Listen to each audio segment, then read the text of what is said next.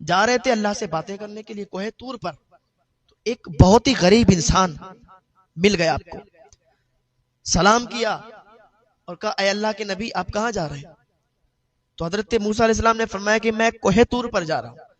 کہا آپ کوہ طور پر جا رہے ہیں تو اللہ سے ضرور آپ کی باتیں ہوں گی۔ کہا کہ جب آپ کی اللہ سے بات تیرا عریضہ ہے پیش کر دینا۔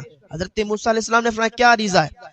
کہ میرا عریضہ یہ ہے کہ میرے حصے کا جو رزق ہے، جو سارا رزق ہے میرے حصے کا، وہ مجھے ایک ہی بار میں میرا اللہ عطا فرما دے، کیونکہ آج تک میں نے پیٹ بھر کے کھانا نہیں کھایا ہے، ابھی تک جب بھی میں نے کھایا ہے تھوڑا ہی کھایا، میرا پیٹ کبھی نہیں بھرا۔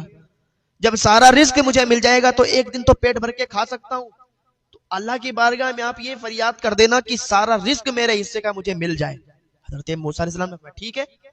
حضرت موسیٰ علیہ السلام کوہ طور پر گئے، جانے کے بعد اللہ سے باتیں ہوئی، گفتگو شروع ہوئی، تو حضرت موسیٰ علیہ السلام نے اسی غریب انسان کی یہ جو فرمائش تھی، یہ جو تمنا تھی، اللہ کی بارگاہ میں عریضہ پیش کر دیا، مولا ایک تیرا بندہ ہے، اس نے یہ عریضہ پیش کیا ہے کہ اس کے حصے کا سارا رزق اسے مل جائے، یا اللہ اس کے حصے کا سارا رزق اسے دے دے۔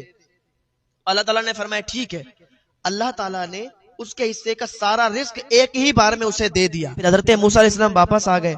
کچھ دنوں کے بعد حضرت موسیٰ علیہ السلام کا ادھر سے گزر ہوا، جیسے ہی حضرت موسیٰ علیہ السلام نے اس کی گھر کی طرف دیکھا تو ایک عجیب منظر دیکھا، ایک عجیب واقعہ دیکھا۔ حضرت موسیٰ علیہ السلام نے دیکھا کہ یہ کیا ماحول ہے، اللہ کی بارگاہ میں عریضہ پیش کیا، مولا تو نے تو اس کے حصے کا سارا رزق اسے دے دیا تھا، تو پھر اس کے دروازے پر یہ لنگر کیوں ہو رہے ہیں؟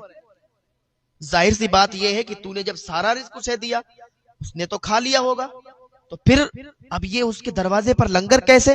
لوگ آتے ہیں کھاتے ہیں چلے جاتے ہیں، کہ اللہ یہ سمجھ میں نہیں آتا۔ تو اللہ پاک نے ارشاد فرمایا موسیٰ تمہیں معلوم نہیں ہے کہ میں نے اس کے حصے کا رزق اسے دیا تو اس نے کچھ کھایا اور باقی لوگوں میں تقسیم کر دیا، غریبوں میں تقسیم کر دیا۔